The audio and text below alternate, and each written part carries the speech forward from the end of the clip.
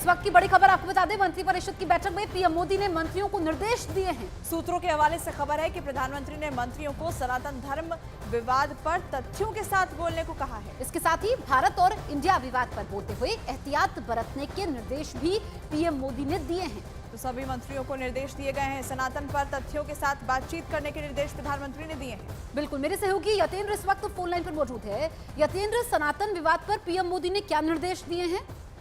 देखिए, बिल्कुल मंत्रिपरिषद की मीटिंग में दो टूक प्रधानमंत्री मोदी ने कहा है अपने मंत्रिपरिषद के सभी सदस्यों के जो सनातन धर्म पर जो विवाद खड़ा करने की कोशिश की जा रही है उस पर स्पष्टता के साथ, तर्कों के साथ जवाब देना चाहिए, क्योंकि ये किसी भी हालत में स्वीकार नहीं किया जा सकता। सनातन परंपरा पर, सनातन धर्म पर जिस तरह से सवाल खड़े किए जा रहे हैं, तो ऐसे में तर्कों के साथ जवाब जरूर दें और जवाब दिया जाना चाहिए। ये प्रधानमंत्री मोदी ने दो टूक शब्दों पर दो टूक संदेश अपने मंत्रिपरिषद के सभी सदस्यों को दिया है। यानी कि साफ है कि बीजेपी और सरकार इस मुद्दे पर जो विपक्ष के जो भी नेता इस मुद्दे पर सवाल खड़ा कर रहे हैं उनको बख्शने के मूड में यतेंद्र, ये जो इंडिया वर्सेस भारत का जो विवाद चल रहा है उसे लेकर भी प्रधानमंत्री की तरफ से कुछ निर्देश मंत्रियों को दिए गए हैं।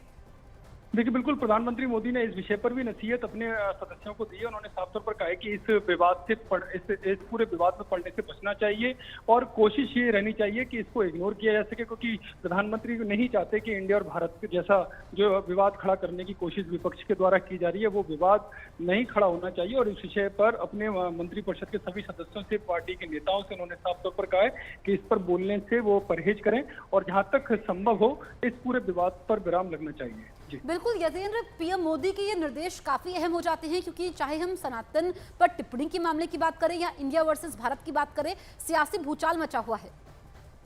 देखिए, जहाँ तक इंडिया वर्सेस भारत की बात है तो प्रधानमंत्री मोदी ने साफ तौर पर जो मैसेज दिया, वो नहीं चाहते कि इस मुद्दे पर कोई भी विवाद किसी भी तरह से खड़ा हो, क्योंकि जो भारत की जनता है, जो पूरे देश की जनता है, वो अच्छे से जानती है कि भारत का क्या महत्व। और ये आज से नहीं, ये सहस्त्रों वर्षों से भारत नाम इस देश के लिए प्रयोग में किया जाता है। तो ऐसे में इस विवाद को और आगे ले जाने की कोई गुंजाइश नहीं है। इस वजह से उन्होंने कहा कि अगर जवाब देना भी है तो तर्कों के साथ दें, लेकिन कोशिश करें कि इसमें ज्यादा बड़ा विवाद, ज्यादा समय तक ये विवाद न रहे, क्योंकि देश के सामने दूसरे मुद्दे G20 समिट होने वाला है। तो ऐसे में उस पर फोकस करना चाहिए, क्योंकि पूरे विश्व में भारत की जो इमेज है वो किस तरह से बढ़ रही है, साख किस तरह से बढ़ रही है, उस पर फोकस रहना चाहिए। और जहां तक सनातन धर्म की बात है तो उन्होंने स्पष्ट कर दिया कि इस मुद्दे पर विपक्ष के नेताओं को बख्शने का कोई उनका इरादा नहीं है। तो ऐसे में उनको सख्ती के साथ, पूरे तर्कों के साथ, तो स्पष्टता के साथ जवाब जरूर देना चाहिए, जिससे वो जो एक पूरी परंपरा को, पूरी सभ्यता पर निशाना साधने की कोशिश कर रहे हैं, वो उनकी कोशिश